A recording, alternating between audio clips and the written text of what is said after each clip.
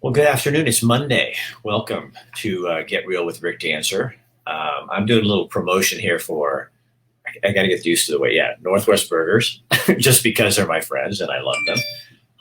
So it is now notifying everyone that we are live, but I have a question for you, an important question. So my wife and I should put the question on here. Ha, ha, ha, ha. That's what I should do. Um, Yeah, I could type. I should have done this ahead of time, and I didn't. But dang it, no, I don't want that. Who's on here? Oh, sorry. I see you guys are coming on. Hey, Steve, how are you? Hey, Donna, how are you? Um, I have a question. Oh, I guess I can put it in the comment section. Why do we have to be right? So I was talking to my wife the other day.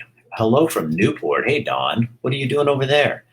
So I was asking my wife this question the other day. We were driving, and I'll keep this as loose as I can, so I'm not identifying anybody. But somebody in the group somebody said, how far is it to Florence? And somebody said, an hour and 15 minutes. Somebody said, well, actually, it's an hour and 20 minutes. And I thought, well, why is it so important that we correct each other? Have you ever noticed that? It's like people have to be. It's like, do we have to be right? Do we always have to be, knowing what's going on? Like if I said, okay, I got my shirt on, this is my blue shirt. So he goes, well, actually that's turquoise. And somebody says, well, Rick, it's because we have to be accurate. I'm going, why? Why do we have to? Hello from Everett, Washington. Hello there, Everett. Did you have a good workout today? Ken, I had the best workout in the world. That's what you guys should do. Just ask me questions and I'll answer them for you as long as they're not nasty.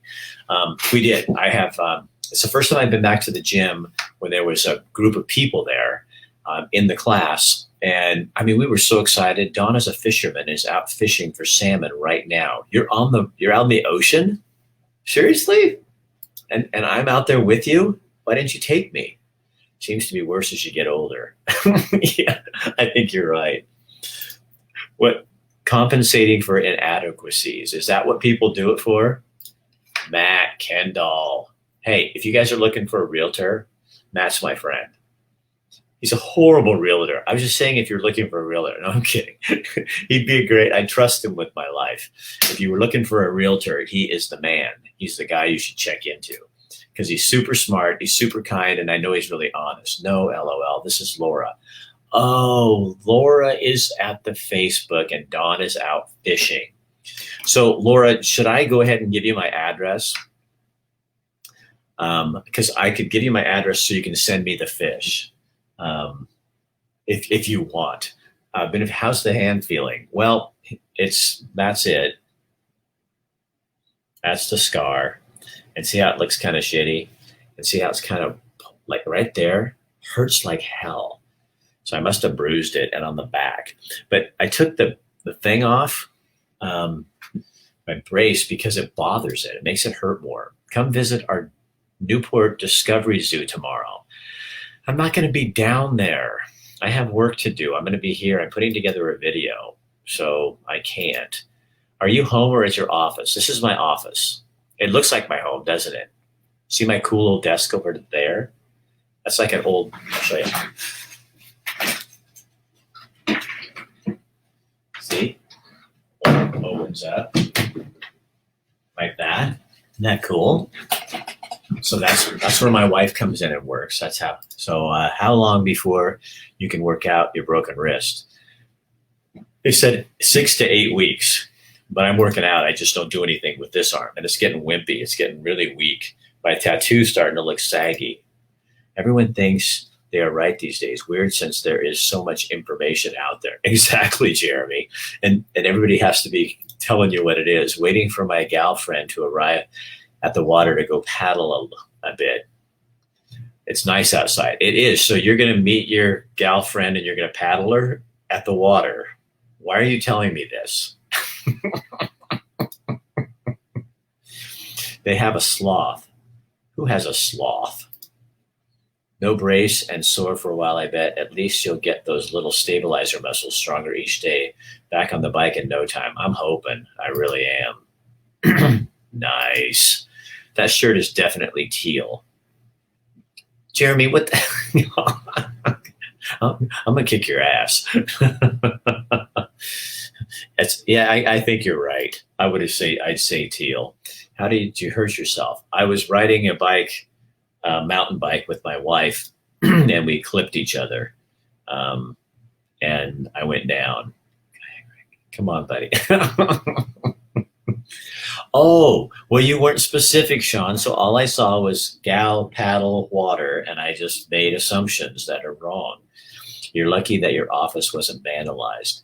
No, I'm in a big space that I don't think they could get in unless they knew I was here. Then they might try to come get me. Oh, that indoor zoo in Newport. So you want me to tell you some funny things? Oh, you have two sloths and a bear cat. Oh, cool. I'd like to see that. Um, yeah, Tiffany, right now it aches. It really does hurt like hell, a lot. I'm doing better, but and I'm not trying to be a baby, but it's teal, aqua, and gray. Oh, so Jeremy, take that. Melinda says she's always right. It's teal, aqua, and gray, not where's yours? Not just teal. Besides, I trust her unless you're like some fashion dude. Notice a nice little spike in COVID cases here in Lane County. Thoughts?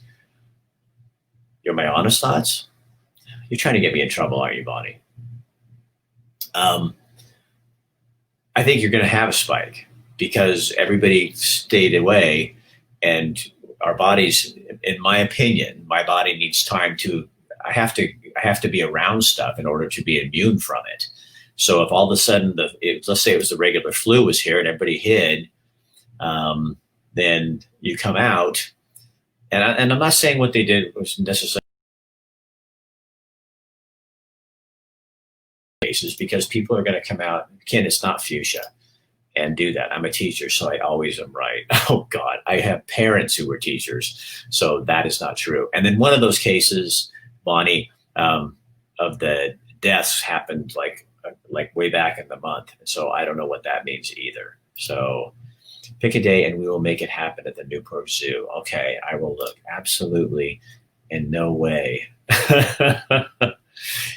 So I got an email from a kid, and it was really mean. It was a personal message, and he said,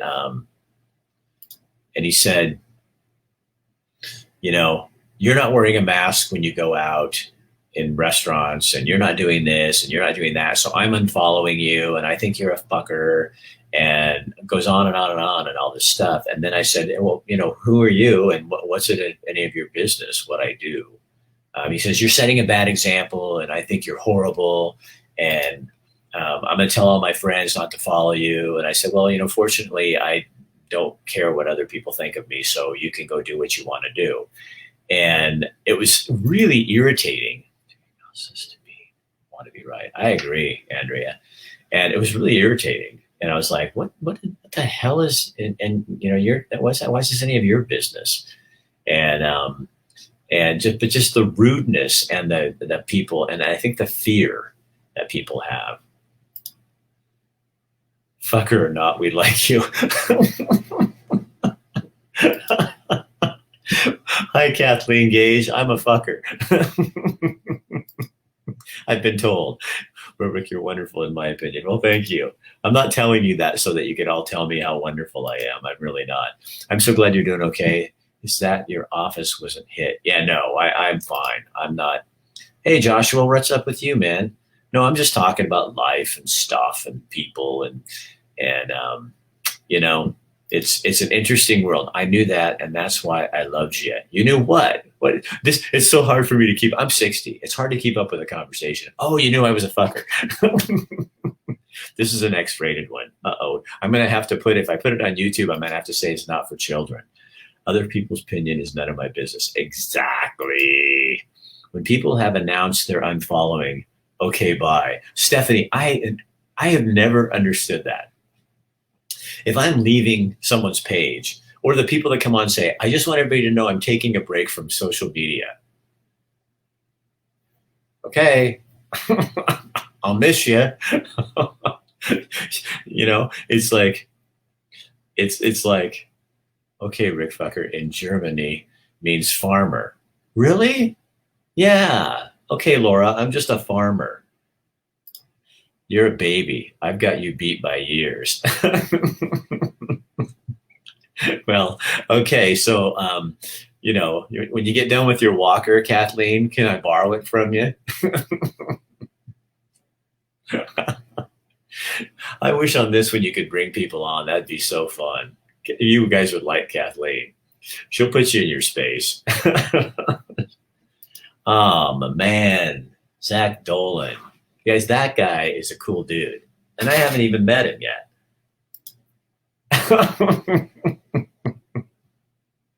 You know, Kathleen, I just want to explain something to you.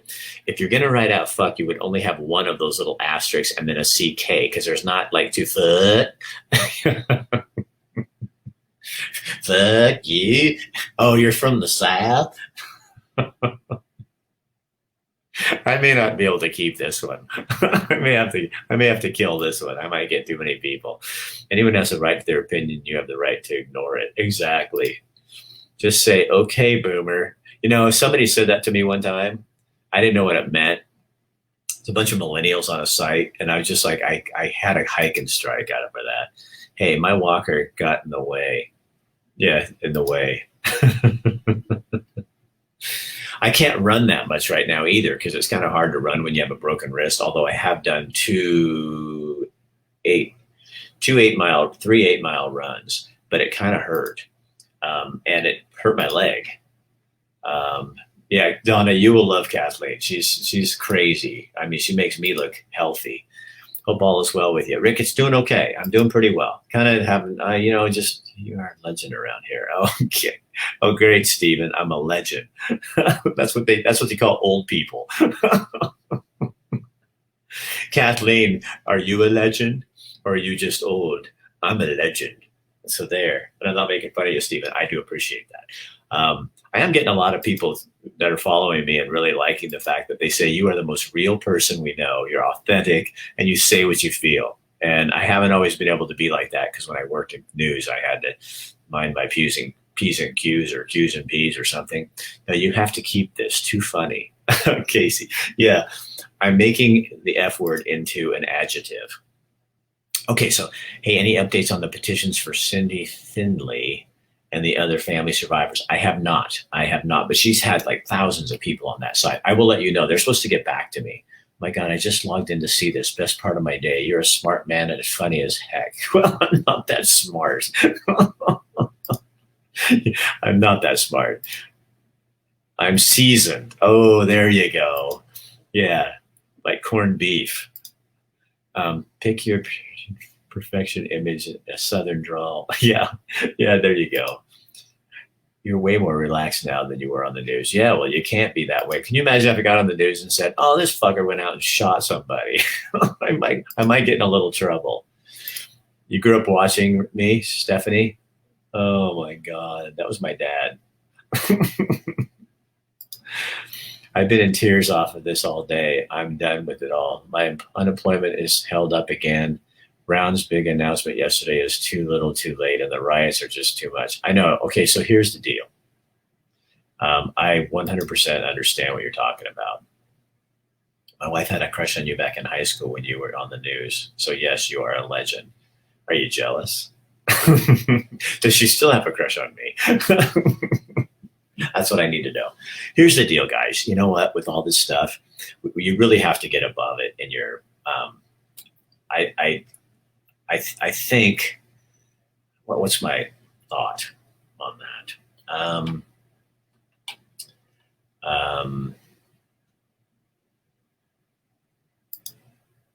Can't be corned beef. I'm vegan. Come on. Dave Sweeney. Dave Sweeney kicked me off of his page recently because I was talking about masks, and he didn't like what I had to say. Isn't that weird? I thought it was weird. News would be more interesting if they would talk that way. It'd be more real. We all had a crush on him. Oh, Jonah Lee, that is so sweet of you. What was Brown's announcement? Oh, that she's firing the head of the unemployment or the employment division for messing up, when really it was John Kitzhaber, the former governor, who messed up, and then Kate, who messed up because she was the Secretary of State and still didn't do anything with the $85 million they were supposed to use to fix the employment computers, so that all these people would not, 220,000 people in Oregon are currently waiting for unemployment checks. Oh, we'll tell her she's awesome. And she is cute. I can see her in that little picture there. Okay, so you guys keep talking, and I was going to try to, you make me laugh at all this sadness. Okay, so there's a ton of sadness. Let me just get a point across here, okay? There's a ton of sadness, and you could get overwhelmed with this stuff, but you got to kind of go figure out what you believe and who you are. And you can't let people, how do I say this? You guys are distracting me. What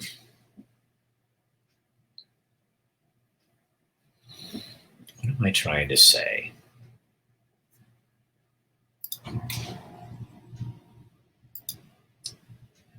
I guess what I'm trying to do every day is I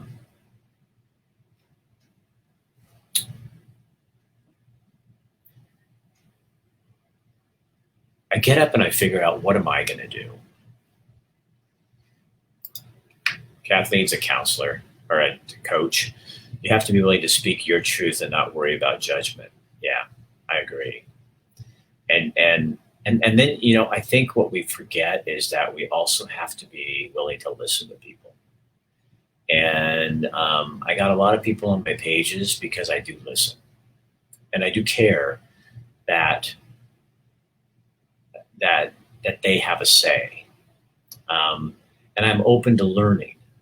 I have a lady who was on my page, and she wrote some really just kind of mean things, trying to get people to see her point of view. And so I just sent her a personal message. I didn't do it in public. And I just said, if you said that to me, I wouldn't listen to you. You might want to try leaving the judgments off and just making suggestions to people. And you guys, when people are talking to you,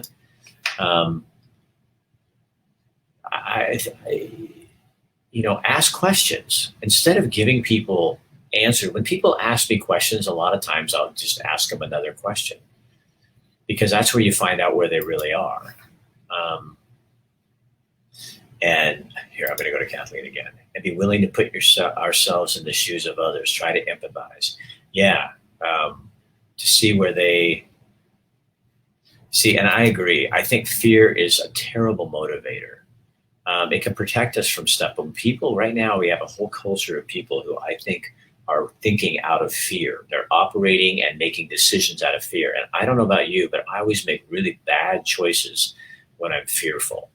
I need to be calm and cool and collected when I'm sitting down and going to decide what I'm going to do. And we have an entire culture making decisions based on their fear. And I think that's a scary thing. And so you have to kind of be able to put yourself out, and who loves you. Some people are oversensitive. You speak from your heart. You know what? Okay, can I get kind of personal with you? I'll get kind of semi-personal with you here. So my business coach gave me a little assignment this last time, and I have to go to 5 people and ask them, what is it that I do really well? Because I think I know me, and I just do what I do. And what's really healthy about that is because you start seeing how other people see you. And you start seeing gifts that you may have that you don't really know that you have. You didn't know. You knew, but you didn't understand something about them. So a ton of mine have been coming back from these people that I'm talking to. And what's interesting is it's like, you're a connector. And what I understand that I do really, really well is I have an emotion. I have an ability to emotionally connect with people in a way that most people don't. And I don't say that to brag. I don't say that to boast. It's just, it's natural for me. It's like what I do. It's what and I do it naturally, but it's, so here's an example. Yeah, so Bonnie had the same thing. Oh my God, I loved it when my mentor asked me that question. Such an eye opener. It is to see how other people see you. And it's made me operate even more intensely. Um, and it's made me more able to discount the naysayers because I'm not everybody's cup of tea. Um, there are people who don't want to go there, that don't want to go deep. And I just want to live in the deep. Um, you know what? And so the other day, I'll tell you a quick story. I was at this thing showing this lady doing an interesting a food bank they have, and she had a mask on, and she's talking, and as she's talking, I'm just watching her, and she says that she said to me, she's talking about how much she loves this program and stuff like that. Not this program, but the program she's working for. And I said, and she said, I looked at her and I said, this, can I just tell you something really weird that is kind of off? And we were live. And she goes, well, yeah. And I said, you have the most beautiful eyes, and they're this violet color that's matching your shirt right now. And when you're talking, it's like I can feel what you're doing. I can feel the sense that you have in there. And she starts to cry. And I'm going, and I can't see her mouth. And I said, and even though your mouth's covered up, I can see every emotion in your face right there because of your eyes. And then she goes, well, thank you. And it was so cool, but I've done that my whole life. I just think it's this thing that I'm able to do to connect with people. And when I'm with them personally in real life, I'm not afraid to go in and go, so can I ask you something? Why does that touch you so much? Or why does that do this? And it's pretty fascinating what you find. So last thing I'll leave you with, then I got to get home. But I don't know how many of you guys have kids, but I have two boys. And I have a boy named Jacob, who's 31. And I have a son named Jesse, who's 30. And yesterday morning, I woke up and here I had a text, and Jake lives in Portland. And he says, hey, Dad, want to go? Grace and I want to get out of Portland. And what if we met you halfway in the state somewhere and go on a hike? And I cannot tell you how thrilled I was that my 31, almost 32-year-old kid wanted to spend the day with his dad and his mom. And then we were driving in our truck, and not with him, but then his brother called, and we were talking to him about Montana and what he's doing and blah, blah, blah, blah, blah, And then, we hung up on him and we're heading home. And I said to my wife, I think we're pretty lucky.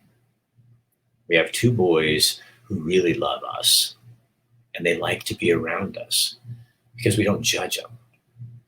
And we don't try to mold them into what we think they're supposed to be. We just let them be who they are. And we've always done that. Yeah, we made mistakes, and we're not perfect parents. I've made a lot of mistakes. But I always let my boys be who they are. And I always let my boys be who they are. Yeah. So I don't know what that means to you, but that's how I get through this shit. That's how we do it. That's how I do this.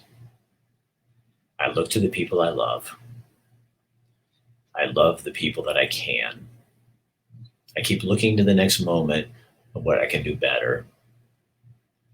I spend time with you guys because you fill me up. And I do life on my terms. So I may not do this COVID thing the way everybody thinks I should. Okay. I may not do this thing or that thing the way that somebody thinks I should, but that's not my business. And I think that's kind of what Kathleen was talking about earlier is, but the problem is you have to figure out who you really are. And I don't know how you do that if you don't take time with yourself.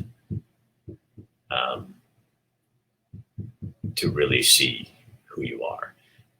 And I think it's also hard because our past can kind of feed into that stuff and everything like that. So I don't know what all this was about. I just wanted to talk to you guys. Just wanted to say something. It takes time. Kathleen's on here. Yeah, it takes time. It does, and it takes a lot of effort. And I was listening to a guy the other day on a YouTube channel that I listened to, and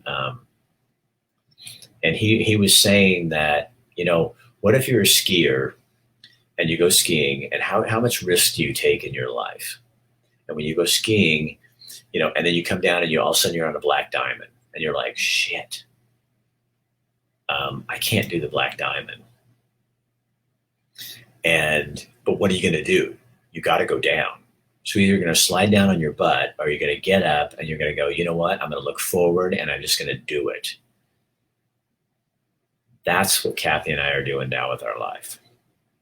Whenever we come up, there's always going to be a black diamond around the next corner. And am I going to shy away from it, or I got to move into it? This broken wrist was a black diamond. When I got done with that ride, we had the best day. 4,000 feet of climbing. It's a beautiful day. Spent it with our friend Sean, who was on here earlier, and then crashed. And then my coach said to me, she says, so would you go back and do it again if you knew the outcome? I said, in a heartbeat. Because you know what? My wife and I did it together. And yes, it cost like $12,000, and then some of that's paid for insurance, but we are learning so much from this adventure. God, is your life an adventure, or are you just living? I think there's a lot of people that are existing and not really living, because to live, you have to choose. You have to choose to live. Otherwise, you're going to turn around, you're going to be 60 years old and looking and going, what in the world am I doing? Say, I'm not doing that. I know what I'm doing. Now, do I know where all this is leading? No. Do I know what's going to happen in 6 months? No, but I don't want to. Because that's called living. You know what I mean? This is what it is. So maybe we try to make too much out of it, or maybe we don't make enough out of it, of trying to do something really cool and different and out there. Yeah, I bet, Casey, and I'm sorry about that. Daughter has leukemia. That's got to be tough, because then you don't know what to do.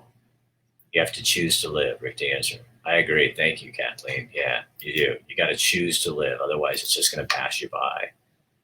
So every day when you get up, ask yourself that question. And kind of like when I write a story, there's always a magic moment. When I was a newscaster, when you did a story, you would wait in the interview for that magic moment. And that always became the centerpiece of the story. It may not have had anything to do with the content or about the story or what it was, but it was that magic thing that you knew every person would remember when they heard it. And I think we have to be purposeful about looking for that magic moment every single day in our lives. Every single day. So you need to be, and sometimes you have to create magic moments. They don't just happen. But I'll tell you what, when you start looking for them, they do happen. People used to ask me in the news business when I was when I worked with photographers, they'd say, oh my God, people tell you things they should never tell you. And I'd go, I know, because they trust me, and I'm not going to reveal what they're saying. They would also say, when you get into a story, you just you get consumed by these people. And I think, yeah, it's because that's really what life is supposed to be about. And if you're having trouble figuring out life and you, start serving somebody else instead of yourself. I mean, we all got to take care of ourselves. But when you start serving other people and realizing that the gifts you have are to serve other people, and not so that they'll like you, or not so that they'll give you money, or not that they'll be your best friend. It's that pure service thing, and things just start to flow a little better. So that's all I got for you. Kathleen, everybody, thanks for coming on here and giving us some extra stuff. I'm going to go home and see my wife because she loves me a lot.